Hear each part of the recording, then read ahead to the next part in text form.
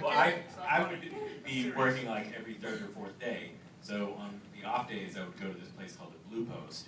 It was a bar. Which is the bar they use in Eastbound and Down. Oh, I didn't know that. And I played Donkey Kong like the entire time. And I got really good at it. And so good that there was a guy who was a stand-in that was part of that Twin Galaxies group from King of Kong. And I had taken a picture because I was proud of this score. I was super geek. And he said, oh my God, he sent it to the guys at Twin Galaxies, and I got registered. I was number 32.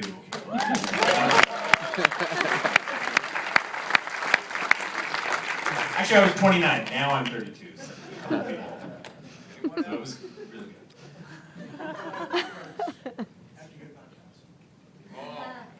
Don Johnson didn't even read the script. He saw the title. Good old-fashioned reviews. I'm in. Yes, he showed up. It's absolutely true. He showed up. Showed up on the set, and he didn't really let us direct him. He comes, he goes, I know how this works. You guys talked Kansas for about 4 hours, getting ready. I'm going to block the scene myself. I want the cow there. I go there.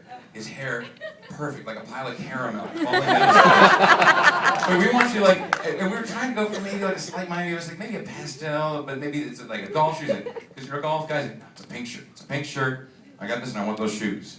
And he left with the shoes. He stole the shoes from our production, and then maybe a year later. I was at a table reading. I was wearing these awesome sneakers. It was actually for the other guys, the Will Ferrell, Adam McKay movie.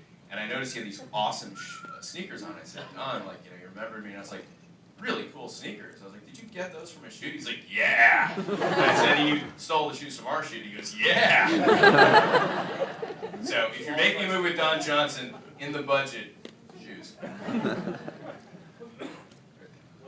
Big Chill an influence, and was the dancing sequence in the end credits an homage to Big Chill? Yeah, kind of. Big Chill was always a big thing. I mean, yeah, we watched The Big Chill as a group, probably I think the night before we started shooting, and then it was kind of like, I think one of the things about The Big Chill, I think they even said it, Lawrence Kasdan, that's his name, right? He talked about, some people, older white folks co-opted Motown music, for that was like their tunes, and we certainly, Gen Xers have done that with hip-hop, so yeah, it was a direct homage, rip-off. But we did watch that movie and watch like all the DVD extras and everything in a very, romantic way, yeah.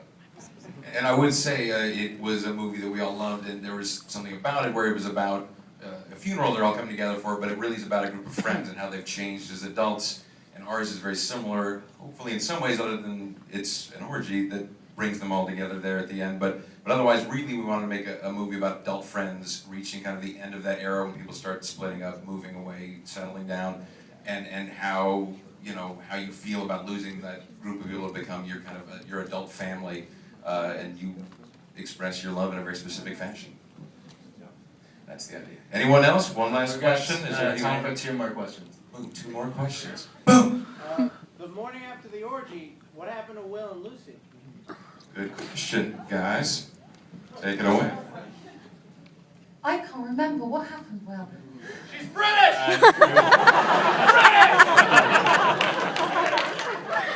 We drove back home. That's in the movie. You don't know. Maybe you're supposed to believe that we're still there. There was a moment cut for time that's finished their little story. Yeah, it was just them happily driving away in a minivan. Wait for the DVD extras. So much more. So much stuff that we cut out for time. Or for the MPAA. We had an NC-17 for a little while. Cleaned it up, now it's ready to go. Are you guys going to watch this iPhone video at some point? The people who are filming with the iPhone you watch this, you're like, I missed that feed.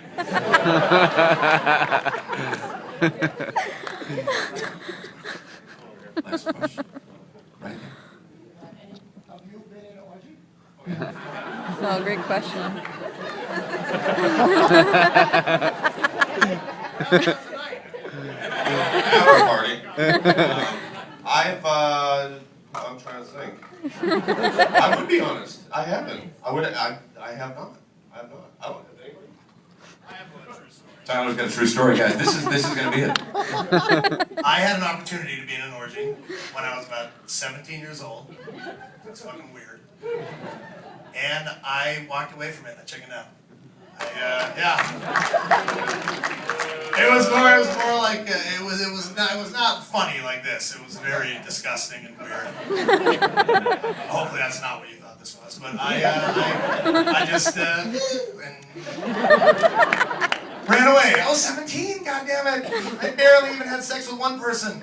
You know, let alone 5. Whatever. They're like 40 something, aunts and uncles, and you know, whatever. The usual, you guys know. The usual way an orgy goes down with 17. It's actually Christmas. You brought my nightmares to life. Last question. So at the part where like the girls are hooking up, a lot of that seemed like it was ad-lib. How much of the movie were you guys just like ripping off of? I would say not as much. I mean, maybe quick rewrites before we shoot it, or discussion like when you do multiple takes. Like after it's an independent movie, so we probably did 5 takes each thing. So maybe by the 3rd and 4th and 5th, we'd get loose with it. But when we did a whole circle, like us all sitting around a circle before we even shot. Probably the day of when we watched that Big Chill movie, where we just sort of talked about each other's characters and wrote jokes for each other. Then it was pretty. Loose in regards to that, but not we didn't have the opportunity to burn a lot of film and just try to come up with jokes. But there's the way that these guys added their own life into it. They encouraged us to sort of do that as we shot it and rewrote it. So yeah, but I mean there's little moments here and there, but I think probably what you're responding to is just good casting and acting.